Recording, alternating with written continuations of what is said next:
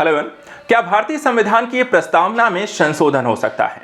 क्या एक बार फिर से देखा जाए तो यहाँ पर प्रस्तावना नए सिरे से लिखी जा सकती है या इसमें कुछ शब्दों को हटाया जा सकता है? इस तरह के सवालों को जन्म दिया है जो अभी भारत की जब नई संसद को यहाँ पर उद्घाटन किया गया, उस दौरान यहाँ पर सभी संसद सदस्यों को एक प्रति दी गई जो संविधान की, जिसमें यहाँ पर कुछ सदस्यों ने दावा किया कि इसमें आपको समाजवादी और पंथ निरपेक्ष जो शब्द हैं वो इसमें शामिल नहीं है। देखा जाए तो यह मुद्दा यहाँ पर मूल संविधान का भी हो सकता है और या फिर इसमें संशोधन का भी हो सकता है। इस मुद्दे को समझना भी जरूरी है। समाजवादी और पंथ निरपेक्ष जैसे शब्द यहाँ पर किस संदर्भ में लाए गए थे और इनका महत्व क्या है, ये भी आइए समझते हैं। सबसे पहले देखिए, जो चर्चा का यहाँ पर आपका विषय बनता है, संविधान में जो समाजवादी और पंथ निरपेक्ष जो शब्द हैं ये कब लाए गए या किस संदर्भ से चर्चा का विषय है। देखें, हुआ क्या है कि जैसा कि हमने कहा कि कुछ हाल ही में कुछ लोकसभा सदस्यों ने दावा किया कि भारत के संविधान की जो नई प्रतियां उन्हें दी गई हैं, उन नई प्रतियों में दो शब्द, एक समाजवादी और दूसरा जो है पंथ निरपेक्ष शब्द यहां पे हटा दिए गए हैं। अब ऐसा भी हो सकता है कि आपको मूल प्रति दी गई हो, क्योंकि जो मूल प्रति आपको संविधान में है जो पहले यहां पर है, उस मूल प्रस्तावना का देखा जाए तो ये दोनों ही शब्द आपका हिस्सा नहीं रहे हैं। ये दोनों ही शब्द लाए गए थे प्रधानमंत्री इंदिरा गांधी के द्वारा यहां पर लाए गए थे और आपातकाल के दौरान संविधान के 42वें संशोधन अधिनियम 1976 के माध्यम से संविधान में जोड़ा गया था। फिलहाल यहां पर मुद्दा ये चर्चा का विषय है, इसलिए हम इसे अन्य अलग अलग पर्सपेक्टिव से समझ लेते हैं। सबसे पहले भारत की जो संविधान की प्रस्तावना है उसको देखते हैं। आप सभी ने देखा होगा, पढ़ा होगा, जो प्रत्येक संविधान अपने आप में देखा जाए तो एक दर्शन होता है जो ये निर्धारित करता है कि कोई भी देश किस तरीके से उसकी व्यवस्था संचालन कैसे होगा। और भारतीय संविधान का जो दर्शन है वो ये काफी कुछ यहाँ पर कह देता है। उसके आधार पर कानून, प्रक्रिया, राज्य प्रशासन, हर तरीके की चीजों को यहाँ पर निर्धारण किया गया है। भारतीय संविधान में देखा जाए तो जो अंतर्निहित दर्शन है उसके उद्देश्य में संकल्पों को जोड़ा गया है, उसको संक्षेपित रूप से इसमें प्रस्तावना में प्रस्तुत किया गया है।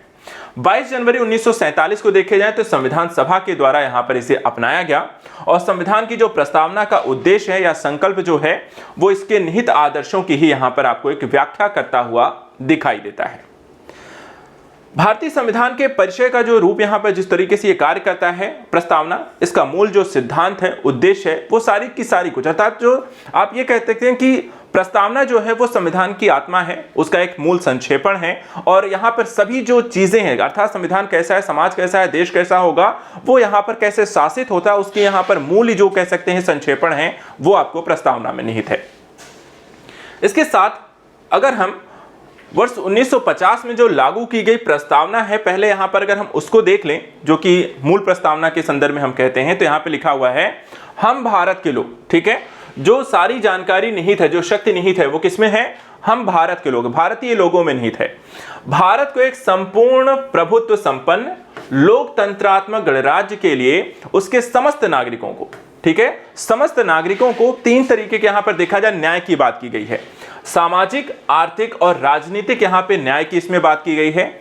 इसके अलावा आपको स्वतंत्रता की बात की गई। कितनी प्रकार की स्वतंत्रता? विचार की स्वतंत्रता, अभिव्यक्ति की स्वतंत्रता, विश्वास की स्वतंत्रता, धर्म की स्वतंत्रता और यहां पर देखा जाए उपासना की स्वतंत्रता। तो तीन तरीके की न्याय और 5 प्रकार की यहां पे स्वतंत्रता की बात आपको मूल प्रस्तावना में की गई है। इसके साथ साथ प्रतिष्ठा और अवसर की समता प्राप्त करना, अर्थात 2 तरीके की समता की बात की गई है।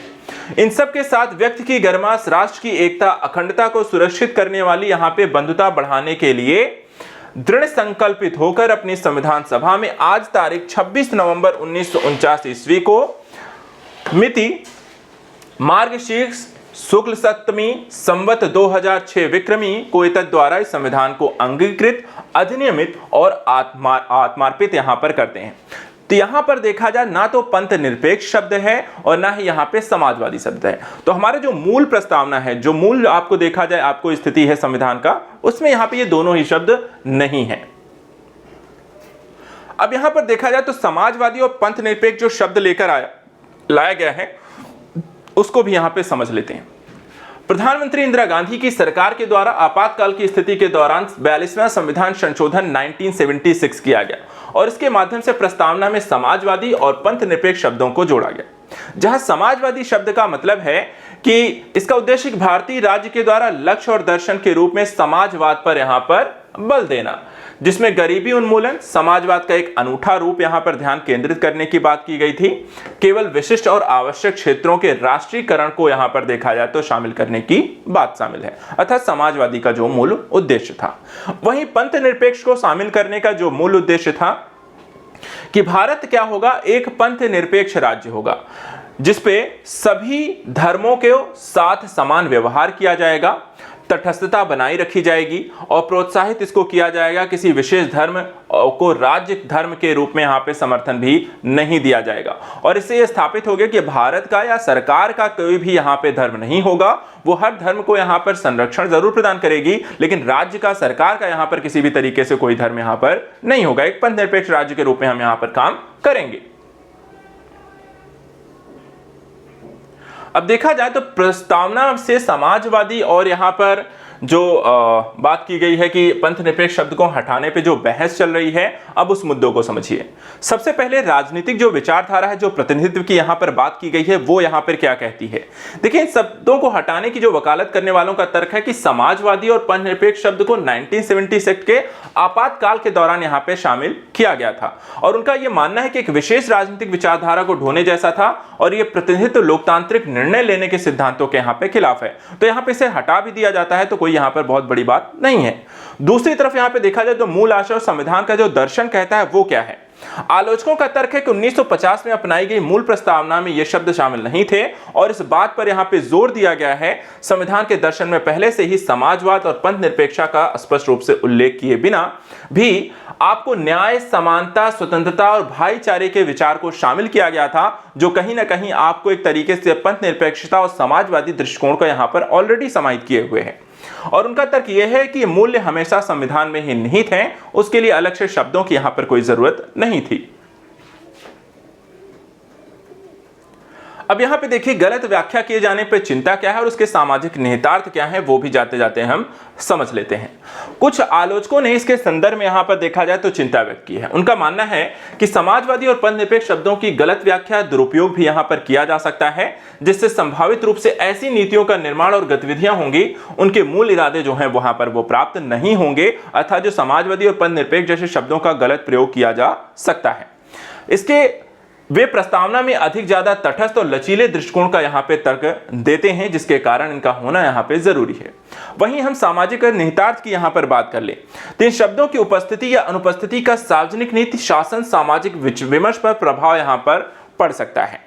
धार्मिक विविधता वाले जो देश हैं, जैसे पंथ निरपेक्ष शब्द को विशेष रूप से महत्वपूर्ण देते हैं और इसके हटने से धार्मिक तटस्थता के प्रति राज्य की प्रतिबद्धता को लेकर यहां पर आपको चिंताएं बढ़ सकती हैं और इस कारण से कहीं ना कहीं इस शब्द को यहां पे प्राथमिकता दी जा रही है।